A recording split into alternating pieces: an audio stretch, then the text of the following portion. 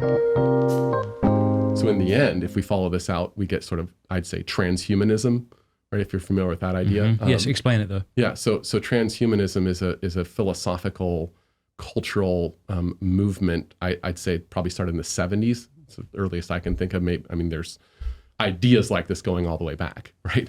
But it's the idea that we're going to transcend our human nature by technologies and machines. We're going to enhance ourselves, where ultimately what we can get is immortality.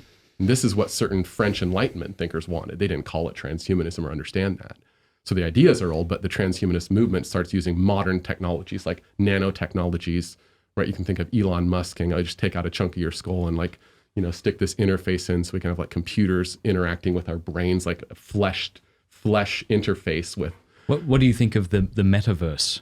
Yeah, that's because I mean, this is what we're talking about with Facebook changing its name to Meta. Yes, and I don't know. I feel like a lot of people are looking at this being like, all right, this just seems a little too much. Even people who aren't Christian think that this is a little too close to the Matrix for comfort. Yeah, no, I think that's a great example. Is one of the points I think that Postman makes in that book, Technopoly. It's really important is that technologies are not neutral, and so that it's not that they're waiting for how we use them to be good or bad. That's the way we think about technology. We think they're useful. Yeah. Right. And so if we use them for good, they're good. If we use them for bad, they're bad.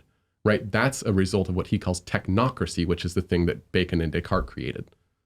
Right. That philosophy exists for the sake of gizmos and inventions to help us on Earth. Right. Achieve as many earthly goods as we can, keep health, whatever, be more efficient, blah, blah. There's no transcendent goods that philosophy's about. So what Postman encourages us to think is that when you introduce a new technology, no matter how you use it, that changes your culture and your society, right? So he says it introduces an ecological change. Like if you took a caterpillar and put it into an environment that's never had that particular caterpillar, you don't have just that ecosystem plus a caterpillar. You have a new ecosystem. It changes all the interrelationships of everything. Right. And so to me, meta, maybe some people can find some good uses of it.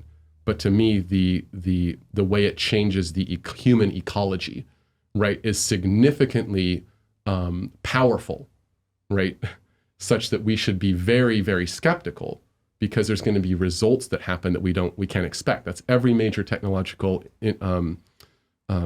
innovation that's introduced creates effects that we can't predict, right?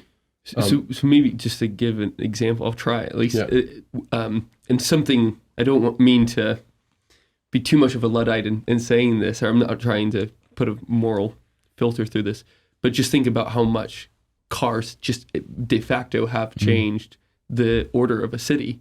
Everybody used to live near one another. As a result, communities were able to interact with one another. The actual shape of city, I mean, you go to like Europe and you see a whole bunch of houses clumped together and then a whole bunch of fields around and then more houses, but cars completely changed the landscape, and you could never really identify the beginning or the end of one city anymore. Right. So you can make an argument that that's good or bad, but de facto, that new technology has created a new social order. Yeah, and I think with media, right? So the radio and ultimately, television and computers and internet, go back 150 years. I mean, how did people think about popes? It's very different than the way we think about popes, because now everything the Pope says or does is like everybody sees it all at once. Like that wasn't the case before, right? So I'm not saying it changes the office of the Pope or anything, but it changes the way we interact with it, right? The meaning of the papacy and the Pope is different now because of that. And so, yeah, you're right. Those are good examples of ecological change that a technology introduces to a society or a culture. And so we're trying to explain the idea of surrender of culture to technology. So when we look to technology to solve our problems, right, it basically means we're looking for information. What we want is information. Information solves our problem. If you have a problem, we don't have enough information. Let's get more information. Let's get it faster. Let's get it more. Let's store it longer. Let's store it more accurately. Let's get it. Everything, the technopolis, the solution to everything is information, right? In the information age, you could go trace that for at least 100 years, the telegraph, the phonograph, et cetera, like I was just saying. But the problem is now that we have so much information, we don't know how to filter it. And so what we're losing, what we've lost, right, is wisdom, right? That's how you filter the information. We want the truth about our highest good and how to acquire it. That's wisdom. Information doesn't necessarily tell you that. Most information is garbage, right? It's just this like chaos of garbage information.